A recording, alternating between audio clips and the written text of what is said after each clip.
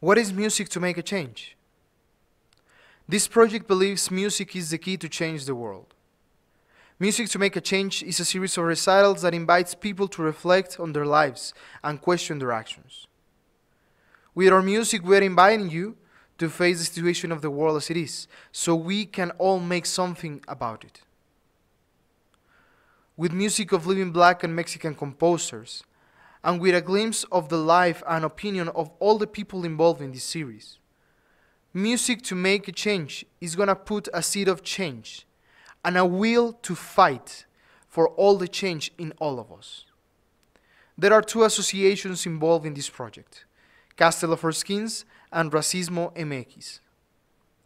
They need all the help we can give. Now we can start by donating through PayPal. That way, they can keep fighting every day to make a change in the world. We need to be aware of our actions. We need to give love and be humble enough to accept the change. Because we all need the change. The world needs us to change. Then, what else do we need to do it? Let the music be the change the world needs. Hola, mi nombre es Armando Ortiz Montenegro. El día de hoy les doy la bienvenida a esta tercera emisión de Música por un Cambio. Hoy tenemos el privilegio y el honor de tener aquí con nosotros a Pamela Irons y al compositor Brandon Spencer.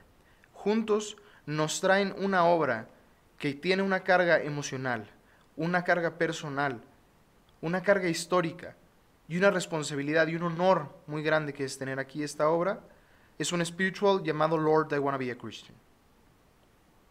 Hecho el arreglo para voz solista por Brandon. Y acompañado en el piano por la pianista Katie Barr. Doy la bienvenida a Música por un Cambio y comenzamos.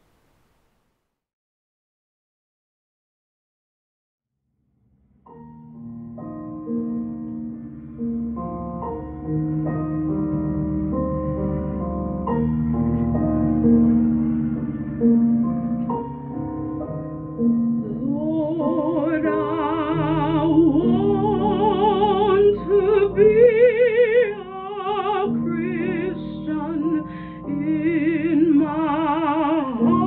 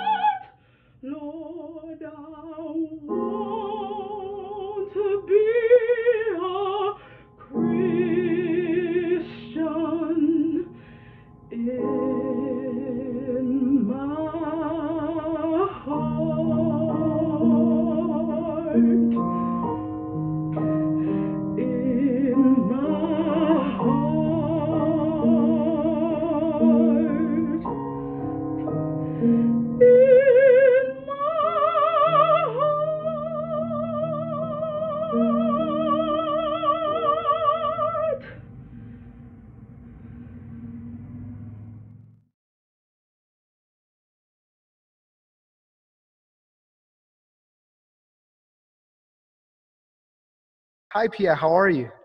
Hi, I'm good. How are you? I am great. I'm very, very excited to have you here today with us. And I know all the people that are watching are just excited to hear and to know who they heard because, oh my God, come on. So please tell us, Thank you. without further ado, tell us who you are. Tell us a little bit more about yourself. Yeah, well, my name is Pamela Irene Nyans, but Pia is my nickname, and I think I'm still trying to decide, but I think it'll definitely be a part of my stage name, Pia. It just feels, I don't know, it's just a very special nickname that my mom gave me and that my family calls me because there are three Pamelas in my family, my grandmother, my mom, and myself. So I took Pia. Okay. But I was born in New Orleans, Louisiana, and raised in Inkster, Michigan.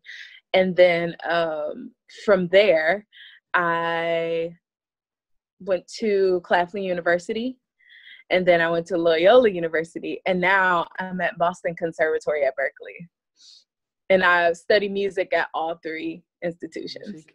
And tell us about this life as a musician. Tell us your own experience in the life as a musician, in the industry, in the education, in general aspects. Just tell us a little bit of how has it been for you.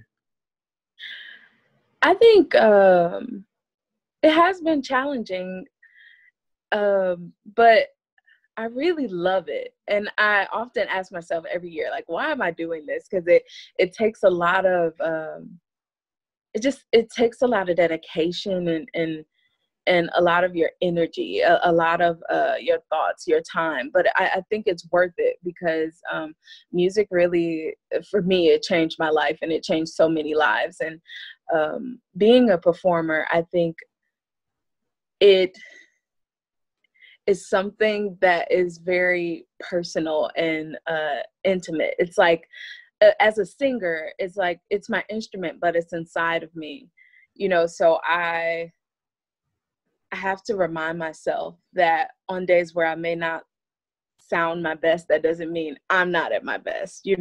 So it's a challenge just to remember to separate the two, that I'm a human being and I'm a musician. So I think the industry and just being a musician, sometimes you can forget that. It can become a little challenging when you may not be getting as many opportunities. You may not get the part that you auditioned for, but I just have to remind myself that it is worth it, and that one day, I will be where I want to be in my career. And just remembering that it's just worth it, and that this is what I love to do, and that this is what I want to do. Well, you say something like something beautiful, and I just wanna repeat that because you said that one day will happen. Like one day, every effort is gonna pay off, and seeing you perform and seeing hearing you talk about this um, personal and intimate world of music where you live in, it is so inspiring. It is so inspiring for all of us musicians around the world and for audiences. And you name about dedication, that dedication, we need to understand that we are human beings and also we are musicians. How do you draw that line? Because I mean, personally, I have a hard time doing that division. Yeah, for me,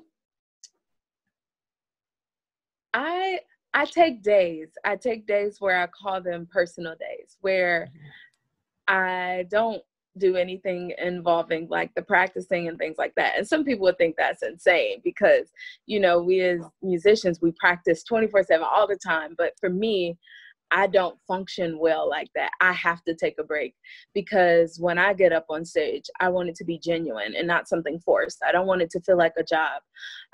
It's a career. It's an honor to have such a gift. So I take days to nourish myself. Like, I'm a human being. Like, if I don't get rest, I'm not gonna perform my best. So I have to remind myself that, like, okay, I'm practicing and I'm getting it and it's doing good. But when it starts to stress me out and I forget why I'm doing it, it's like, okay, so let's take a break and let's go watch The Office or something funny, like something, something just to remind myself, like, this is, I choose to do this. This isn't something forced. This isn't as scary as sometimes my mind tries to make it out to be. So yeah, it's just taking a day to just remember why I'm doing it. And being genuine on stage, you speak about being genuine on stage. Um, Yeah. how open and how genuine can you be on stage? Um, like, what is your experience on that? How have you done it in the past, or how you do it right now? I think it starts with how I approach pieces. It's like, okay, I like the way it sounds, but what is it about? And what do we do as musicians? We, as singers, we tell stories. It's not just up. We're not just on stage to sound pretty and get, the applause. It's like, I want to tell you a story. And what's beneath that story? What's the foundation? Like, these are the words that I'm saying, but how can I genuinely, like, give that to the audience for them to internalize it, and for them to, it's like therapy. It's like medicine. It's like, okay, what did you get from it? Let's do this together, but I just really enjoy telling stories and just remembering, like, that's what it's about. It's not about the perfect sound, it's a trust within myself, so just remembering the reason I'm doing it and what it's about. All right, yeah, you're right. And about speaking of what it's about, um, it involves doing a lot of, like, personal, intimate research on your own, but also research on, let's say, the performer or the composer or the story of the piece. uh, what has been your experience doing this kind of, um, let's say, research, quote unquote research, on the music? Yeah, I look at the text first. Okay. I write it down, and then I research, like, where it comes from, who is the composer, and things like that. So if it's a spiritual, I understand that this comes from slavery. Like, this is what slaves would sing, and so I already have a really good understanding of what that's about. It's a hymn. It's talking to God. It's talking about the situation. It's a cry. It's a plea. So I have already just a natural understanding, like, if I'm approaching a spiritual, of where that comes from. And if it's like the person who arranges it, I try to understand their style and things like that. Like, why did they put that chord there on that word? And then it all comes together, because it's like, okay, I understand that this is about oppression and being enslaved, and not being treated as a human being. And also, this arranger has a story to tell as well. Yeah. So putting that together, understanding the text and understanding who it is that arranged it, helps me a great deal. And it being my friend, the piece that I sang, it's even more meaningful to me. And it is, like, super personal. I bet that singing this kind of, I didn't know what a spiritual was about, and I bet like a lot of our audiences didn't know as well. But talking about slavery and talking about all of these things, um, it is a very powerful statement. Like, I just can't imagine the power that you need to portray when you are singing this kind of stuff, and the truth on yourself that you need to have when you are singing this kind of stuff. And it's so Yeah. powerful, like it gives me chills to just think on that you are carrying, while singing the spirituals, you are carrying in your shoulders all of the weight, and all of the work, and all of the people that has been involved in these kind of situations. And it's so powerful, and making that your own story. Yeah. I mean, tell us, how do you feel about singing this kind of music? How has it been for you singing this kind of music? It is an incredible honor. You know, anytime I approach any piece, I always look at the date. And I'm like, well, where were my ancestors during this time? And what an honor it is to sing before such diverse audiences now. You know, because when these spirituals came about, when they were singing about this, it was their everything. It was all they had amongst each other. You know, they no longer had their original names, their ethnic, like their who they are, like all that stripped away from them. So these spirituals were their therapy, their communication. You know, some of the spirituals were during the time of when slaves were being set free, like during when Harriet Tubman was setting slaves free, they would use the spirituals to communicate, like, okay, this is where we're going to be, this is what's going to happen. And it was so much more than just a piece of music.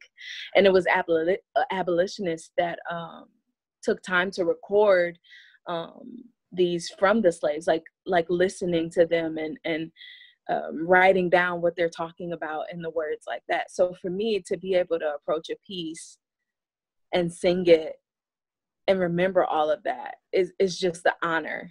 It's sensitive, and I always want to do my best. And that's sort of me stepping out of the way and realizing, okay, I'm telling this story about what happened to generations before me. Yeah. Wow. I mean, I don't even know what to say. It's like the message that you have and the message that this music has is much more than music. You said it is much more than music, is lives. And that, knowing that makes us appreciate more that kind of music, and see that kind of music as lives, not only sounds, which is like 100% more powerful.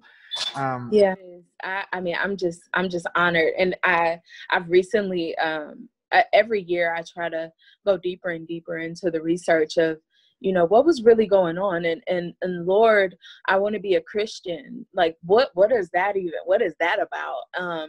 So I think about, you know, slave owners were Christians, and they would recite scripture. They would read the Bible while treating Africans as like less than human beings, less than the worst you can possibly think of, while going to church on Sunday, while believing that they are doing something like it's okay.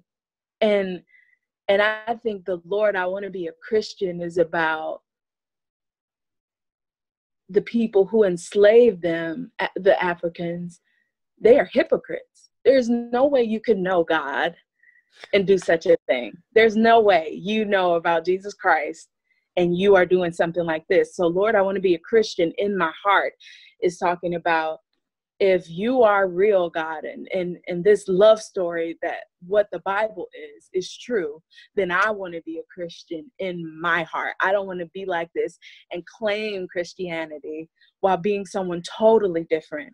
I want to be a Christian in my heart so that I can forgive these people one day and not be a hypocrite. So it's just to come to that understanding was very moving for me. Yeah. it is. I mean, I'm out of breath. I was like, yeah. It's really powerful. And like, I don't, I forgot English for a second. I'm like, okay.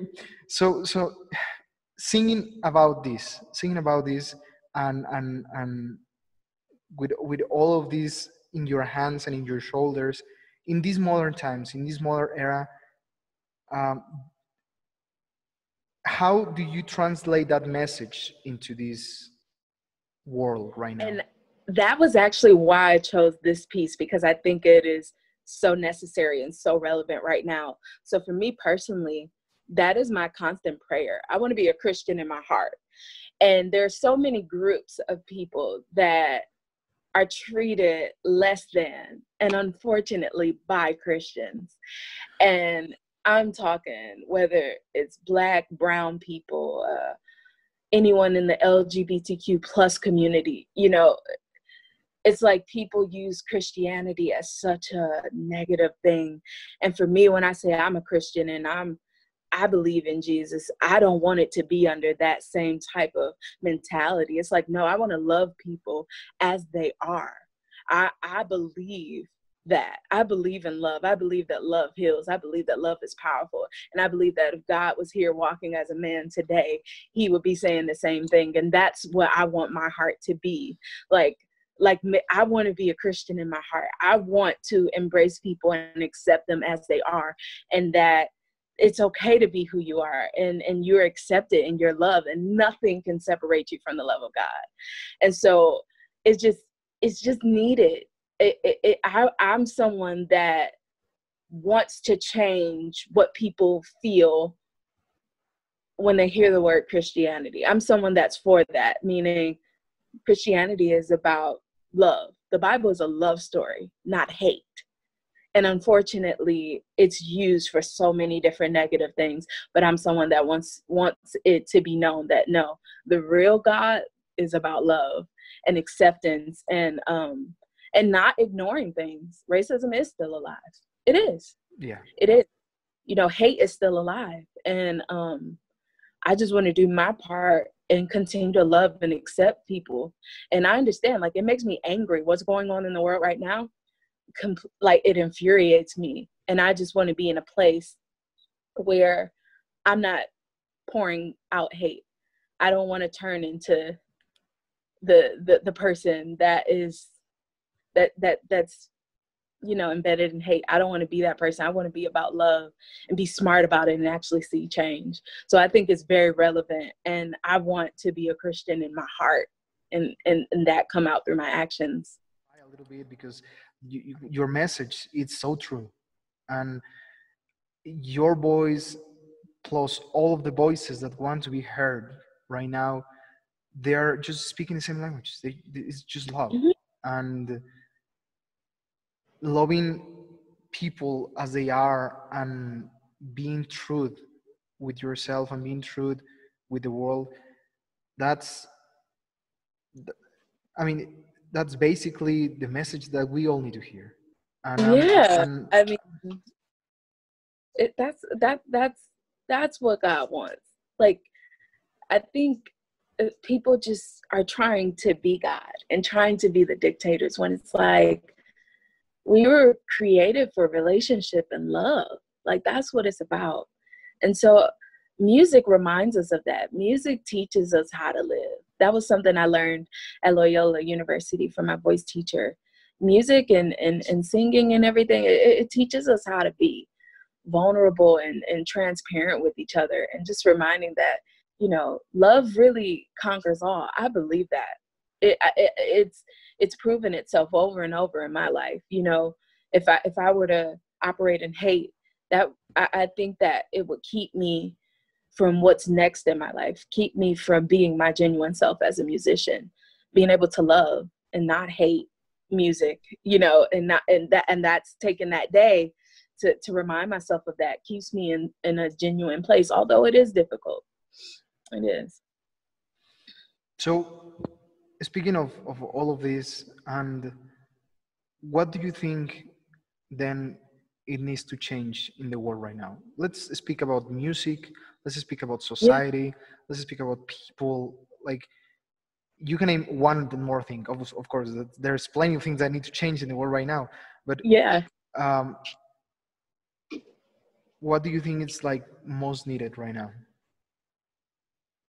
Um, acceptance. Acceptance. I think we as human beings tend to judge each other a lot for who we are, where we are, how we look. That's a whole nother topic. I think, oh my gosh, my dog is trying to jump up here. It's okay. Can join it. Yeah, Definitely can join. she wants all the attention, but acceptance, and understanding that we're human beings. something that used to bother me that I first learned about the industry is that it seems like sometimes there should be one look for what's on stage, what we see. And that's not this country. That's not the world. We're diverse. We look all different types of ways. Like, that's what I want to see. What attracts me to shows and performances is the casting. Like, I see someone who's plus size. I see someone who's Black, who's brown. You know, I want to see diversity in every aspect, in race, ethnicity, body image, all these things. I just want to see more acceptance. And rather than it being so much emphasis on image, can we like see the genuineness in the performer, the pureness in the voice, in the musician, rather than, oh, they don't look, or I'm judging them by how they look. I don't think they can give me what I'm looking, give people a chance. And I want to see more diversity and acceptance. That's what I think, especially. And acceptance goes even now in the world. If we accept each other for who we are and stop discriminating, I think that could be the start to something new and a great conversation on how to move forward. And I hope people listen to you, because right now I'm glad this is getting on the internet. I'm glad this is getting recorded, because it needs to be heard multiple times by multiple people, like every day. Now people are shouting this. Like now people wants to be heard, and acceptance is the way that you said. Acceptance is the truth that they want to be heard on. And yeah, and that's what Black Lives Matter, that movement, is about. It's not about hate. It's about acceptance. Stop killing us. Stop discriminating, trying to oppress us, and things like that. Like, it's about acceptance. We want all lives to matter, but all lives cannot matter until Black ones do. And You're so right. that's what, it's not taking away from other lives. It's just these lives need attention right now, because we haven't felt like we mattered. And so this movement is about acceptance. And so that's why I'm saying acceptance is what it is. Accept us for who we are, how our hair grows out of our scalp, how we talk, how we dress, how we look. Accept us. We're human beings. We have so much to offer. We've done so much for this country. And so accept us for who we are. I mean, we can close that interview with that, because definitely it's a truth that needs to be heard. I encourage people from everywhere to be accepted. I mean, to accept the people around you. Mm-hmm. Like, it needs to be done. And thank you, Pia. Your stage name. Thank you so much for having me. Your words and your thoughts and your soul that you gave us on your music and on this interview, they will be heard. And I'm very happy that you are here with us today. And I bet the audiences right now, if they're not crying, they will be crying. I'm going to shout on the camera. I'm going to start crying myself. But like, thank you very much for being here. Thank you.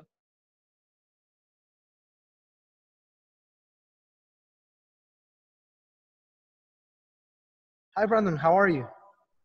I'm doing well. How are you? I am doing great. Thank you very much. And thank you very much for taking your time for doing this interview. Tell us, Brandon, a little bit about yourself, for the people that are not very acquainted to you and your work. Tell us who you are a little bit. My name is Brandon Spencer. I'm from Detroit, Michigan. I'm a composer. I'm also a singer. I started writing music around 13 or 14 when I was in high school. And I just continued writing. I never actually studied with anyone, so I guess you could say I'm like self-taught. So I I just continued writing music all through college, and I started getting into writing art songs probably toward the end of college. And I was really interested in arranging spirituals for solo voice, and also doing art songs, especially art songs set to poems by African-American poets. Tell us a little bit more about your process and how you arrange this kind of music, because it's very powerful music. It has a lot. So I don't think I have much of a process, but like I just kind of, when it comes to me, I kind of just try to write it down and get it out of my head. And I started writing this particular spiritual that Pia is going to be singing a few years ago when I was in college. And I actually, for a couple years, all I had was just the introduction, and I couldn't come up with the rest of it. It was like, it just wasn't there. And then one weekend, like a couple years later, I just heard the rest of the song, and it was done within a matter of a couple days. And it's actually probably one of my favorite spirituals, Lord, I Want to Be a Christian in My Heart. And I kind of wrote it at a time in my life where I was kind of, down and having, lack of motivation and things like that. And that song kind of helped me get through some of the things that I went through at that time in my life. So definitely, like you said, very powerful music, very moving. And it's like, you can't help but feel it when you hear it. And can you tell us a little bit more about the context of a spiritual, what a spiritual actually is for the people that... So spirituals are basically just folk songs that people sang when they were enslaved here in the United States. It was they were songs that they sang to lift their spirits. They were songs that they sang even to communicate messages to. For example, one that I know some people may know is "Wade in the Water." That was actually a song that was sung to communicate a message between slaves when they were actually attempting to escape to freedom. So they serve many different purposes, but definitely very powerful music that is has survived through centuries. And I'm glad to be one of the people helping to continue that tradition. And in this kind of music that you name, it is very powerful and it's very moving. And the fact that you told us a little bit on that they were using even to communicate messages and they were using it to give hope to each other. How can you translate that, those feelings, those emotions that they portray when they wrote this, or when they sang this kind of music to today's society? How can I think it's really kind of timeless because the struggle continues.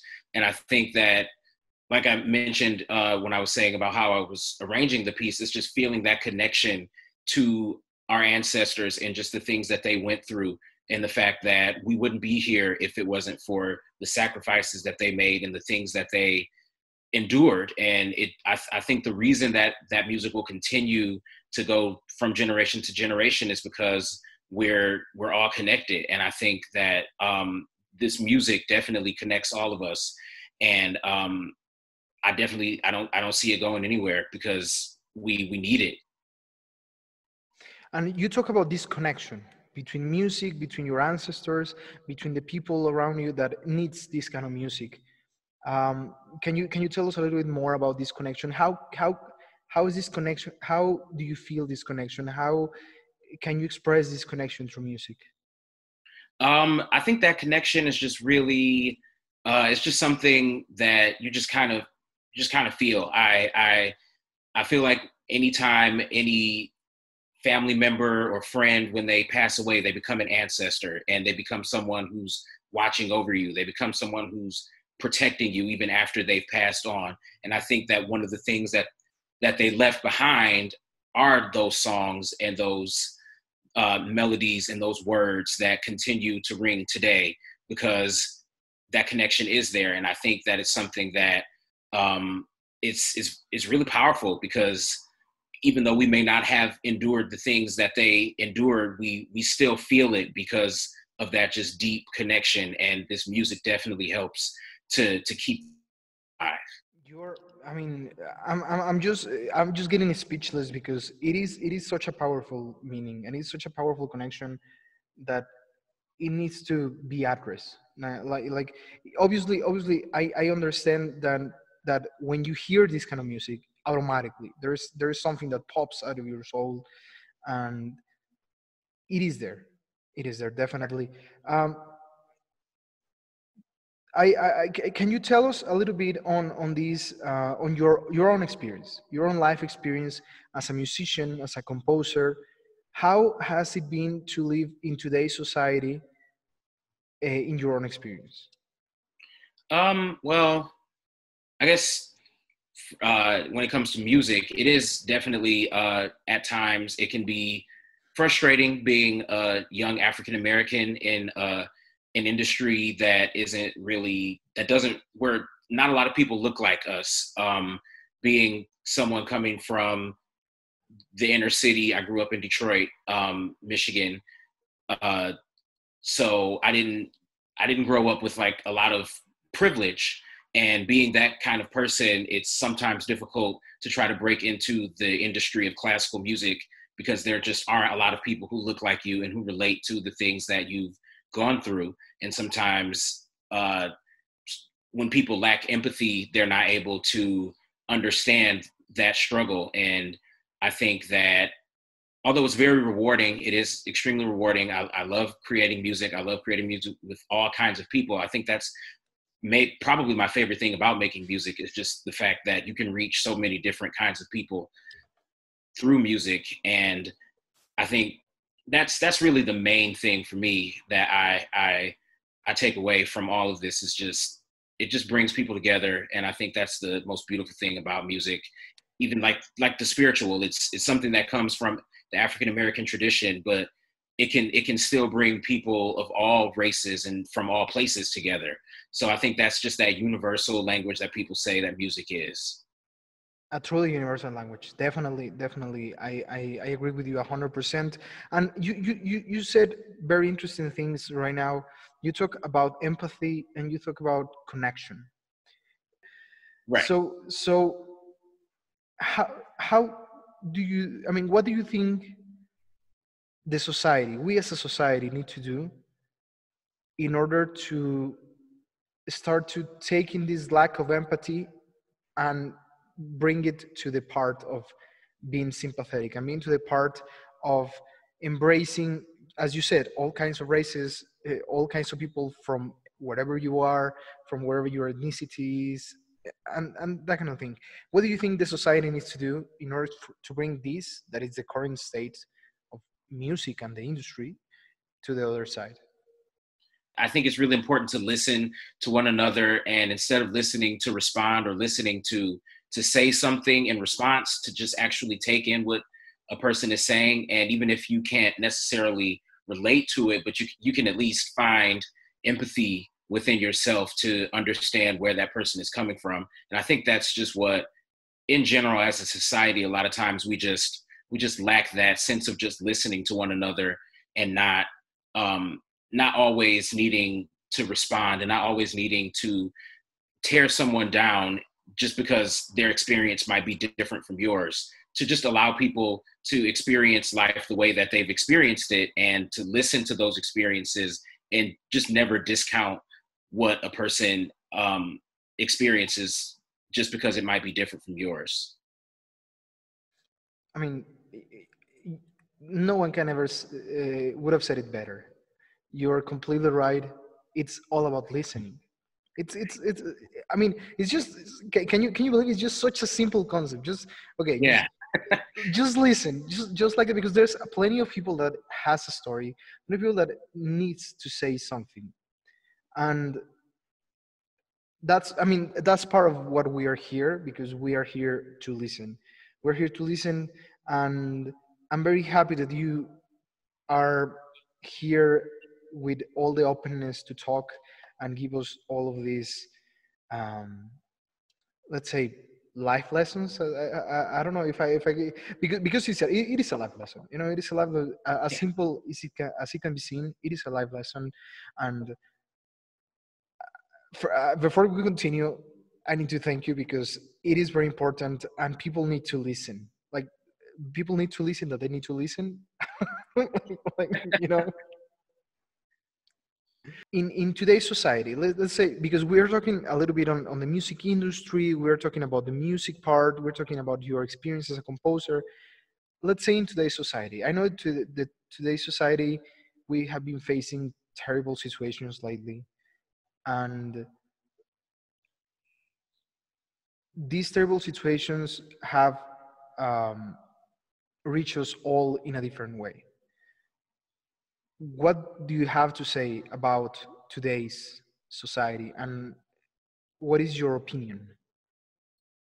Well, I think just in terms of today's society, I think it's not a whole lot different from how things have kind of always been. I think obviously with modern day technology and things like that, we get to see a lot more of things that have been happening for decades. And I think with the pandemic going on, I think there's been a lot of just issues that haven't been addressed for a long time in this country that have finally kind of shown themselves, because it's just a completely different situation than anything we've ever dealt with before. And I think that there's a lot of systems in this country that have just kind of been exposed, that they just were never meant to work for everyone. And I think that that's kind of the big thing that's starting to pop up in a lot of people's minds. It's just that, like, all of this wasn't built to work for everyone. And that's what we need to be striving for, is our systems and laws and all of that work for everyone in the country, instead of just a few. And I think that that's really just, I think it's, like I said, it's not a whole lot different from how things have been for a long time, but it's just been amplified recently.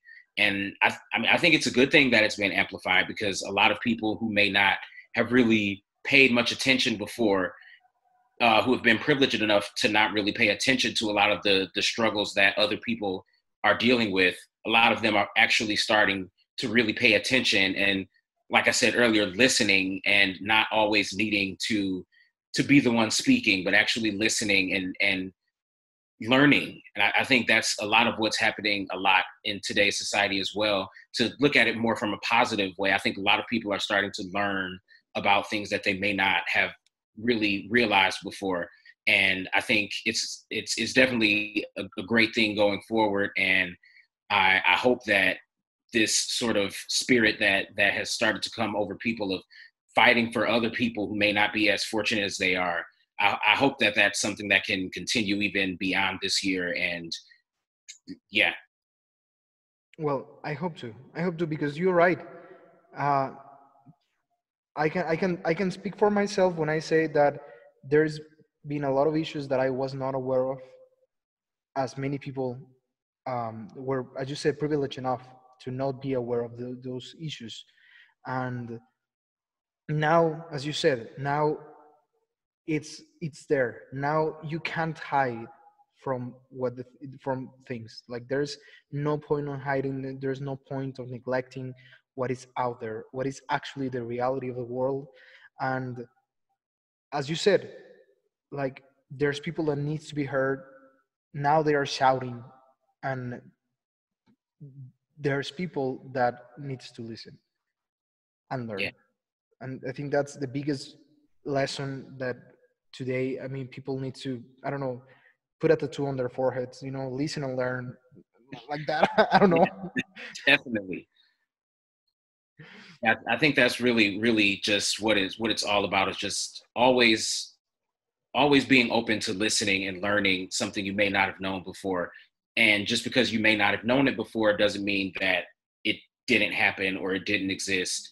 And I think that's just what's really important. And what I'm really noticing a lot is that a lot of people are just starting to become more open to actually listening to other people's stories, and realizing that our stories may be different, but we can still, we pretty much still have the same goal, and we still all want for everyone to be treated equally, and for everyone to be on the same level playing field. So I think that, like you said, listening and learning are like probably the two most important things that can come out of everything that has been going on in our society recently. That basically, this is what people have been wanting from such a long time. I think that that was part of the whole thing of the spirituals, to be heard and to give hope and to give connection. And I think I'm very thankful that in this recital series we're gonna have this music, because this music means a lot to a lot of people from generations to generations to generations. It's been such a long struggle and such a powerful message being carried over the shoulders of a lot of people. And I'm very thankful that it can be shared in this environment. And I just wanted to thank you. I just wanted to thank you because sharing and us learning, it's basically that's it, right? It's that Right. that's the deal. Yeah. And thank you for having this platform and creating this conversation, because I think it's that's what it's all about. Like we've been saying, just listening and learning from one another and just sharing, because when it all comes down to it, we realize that we all have way more in common than we realize. But we, a lot of times, just because we don't want to listen, and we don't, and we always want to be heard rather than just listening, a lot of times I think we end up not even realizing how much we have in common, and how alike we are, and how we all mostly have the same goals, and want the same things for ourselves and for our families and friends. And I think once we do start to listen to other people more and empathize more, I think that that's when we can start to move forward as a society that's more together and more united. If that's ever going to happen, it's going to have to be from listening and from learning and sharing experiences and never talking over people. I think that's the most important thing when it comes to music, when it comes to everything. Muchísimas gracias a todos los que nos pudieron acompañar el día de hoy en Música por un Cambio. Les agradezco y les pido que chequen en la descripción del video para que busquen los links para poder hacer donaciones a Racismo MX y a Castle of Our Skins. Recordemos que este cambio lo hacemos juntos. Hagamos que él trascienda.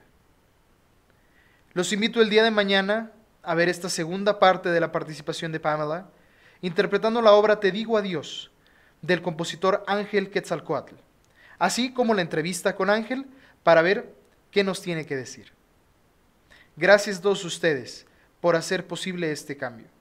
Sigamos compartiendo en las redes sociales y sigamos juntos apoyando tanto a las instituciones como a las personas que están luchando para cambiar. Que la música sea el cambio que el mundo necesita. Yo soy Armando Ortiz Montenegro. Nos vemos.